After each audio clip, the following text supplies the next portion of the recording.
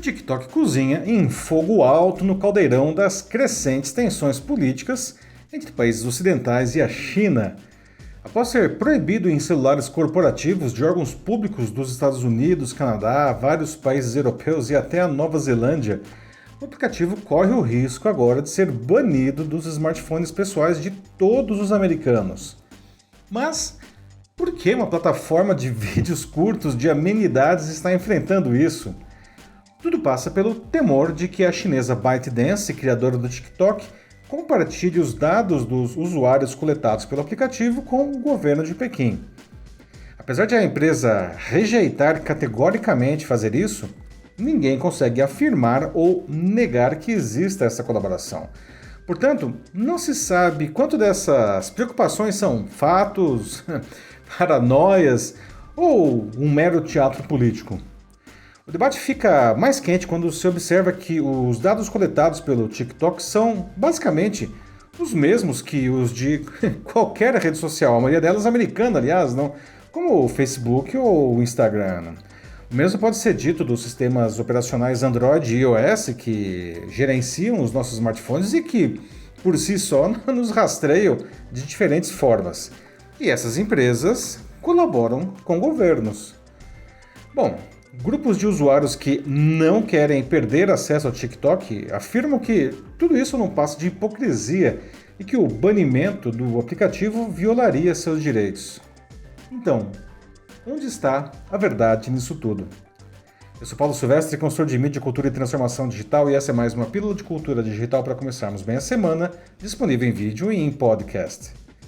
A ByteDance, naturalmente, não quer perder esses mercados, por isso vem acenando com várias mudanças para mitigar esses temores, como, por exemplo, hospedar os dados de usuários americanos em servidores no país, nos Estados Unidos, e ter até o seu código revisado pelas autoridades locais. Em um caso extremo, o TikTok poderia até ser vendido e se tornar uma empresa independente. Para entender melhor esses acontecimentos, eu conversei com o Marcelo Cárgano, que é especialista em direito digital no escritório AB Advogados.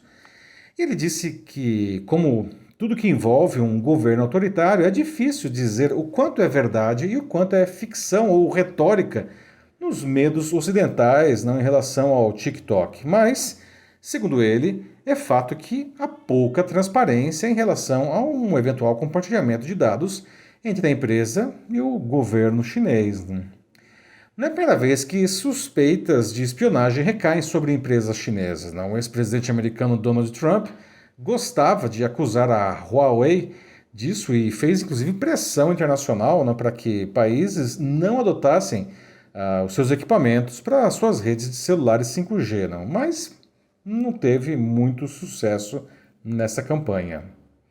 Por aqui, apesar de o Brasil estar passando aí por um amplo debate sobre a regulação das plataformas digitais, especialmente para tentar coibir a desinformação, não há nenhum movimento especificamente contra o TikTok. Vale lembrar que, ao contrário desses outros países, o Brasil não tem restrições políticas ou comerciais contra a China, que, aliás, é o nosso principal parceiro de negócios no mundo. Todos esses países têm mecanismos legais que exigem a cooperação de empresas com que estão em seus territórios quando os temas são ligados à segurança nacional.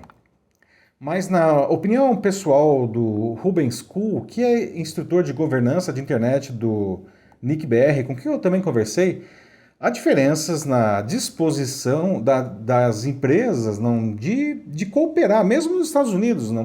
Agora, já na China, segundo ele, a cultura é tipicamente de cooperação. Então, um pouco dessa preocupação se justificaria, apesar das bases legais serem bastante similares nesses países. Bom, além da premissa central do compartilhamento de dados dos usuários com o governo chinês não ter sido comprovada, há dúvidas sobre o risco que a coleta de informações poderia representar às pessoas. O Rubens me explicou que, como há a identificação de onde a pessoa está, haveria riscos físicos até. Além disso, informações derivadas de interesses e de informações de contatos poderiam causar até riscos reputacionais. A situação ela fica mais grave em celulares corporativos de empresas e de órgãos governamentais, não? Em tese, informações sensíveis dessas instituições poderiam ser passadas aí à administração de um país hostil, não? É por isso que, pelo menos até agora, não, o TikTok ele foi banido apenas desses equipamentos corporativos, não? Outro temor é que o TikTok seja usado para promover a desinformação entre seus usuários, especificamente algo associado a interesses chineses, não? Em uma situação, vamos dizer assim, extrema, não? Serviria como ferramenta aí, de um governo autocrático, como o caso do governo da China, não, para inocular não, mensagens antidemocráticas em usuários contra seus próprios países. Não? Mas veja só, né? Novamente nesse ponto, é importante lembrar que algumas das principais plataformas para disseminar fake news, leia-se aí o Facebook, o WhatsApp, o YouTube, não, são de empresas americanas. Não? E os agentes da desinformação nessas plataformas podem ser cidadãos e governos, não? De qualquer país, inclusive dos próprios Estados Unidos, não? Como tem acontecido nos últimos anos, diga de passagem, até aqui no Brasil. Não? Então veja só, né? Precisamos pensar também não, que muita gente está alheia a todo esse debate não? E nem sonha em deixar de usar o TikTok ou qualquer outra plataforma da sua preferência. Não? Bilhões de pessoas no mundo usam esses sistemas para se divertir, para se informar, até para trabalhar. Não?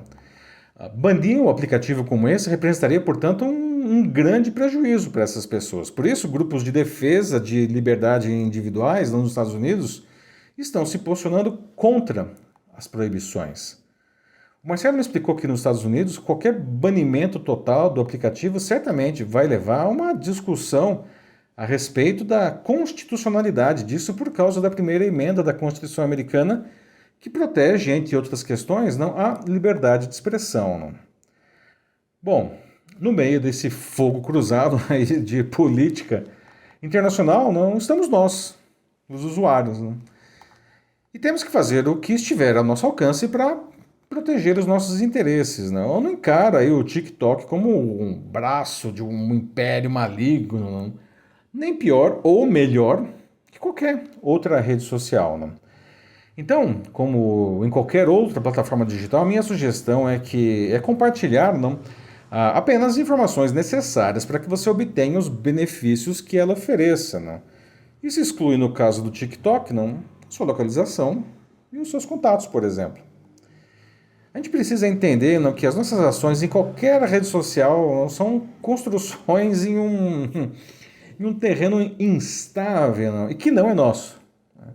As regras, elas mudam a toda hora, né? E a gente nem conhece os seus detalhes. Por isso, muita gente aí vai, inclusive, né, do sucesso nas redes sociais para um completo ostracismo digital e nem sabe por quê. No final das contas, devemos usar esses recursos com consciência, não? Porque as redes sociais são as máquinas de convencimento e de coleta de informações mais perfeitas já criadas, não? Não dá para escapar não, totalmente da sua influência, mas a gente pode, pelo menos, não tentar não ser feito de bobo. E a influência do país de onde a empresa vem acaba ficando pequena aí diante de tantos não, interesses envolvidos. É isso aí, meus amigos. Você já parou para pensar no como as redes sociais fazem parte da sua vida? Não? Eu não me refiro apenas como usuário, não, como ela nos convence sobre tantas coisas. Não? Eu falo de como você as usa para se relacionar, por exemplo, com seus clientes, com seus colegas, não? As pessoas do seu cotidiano. Não?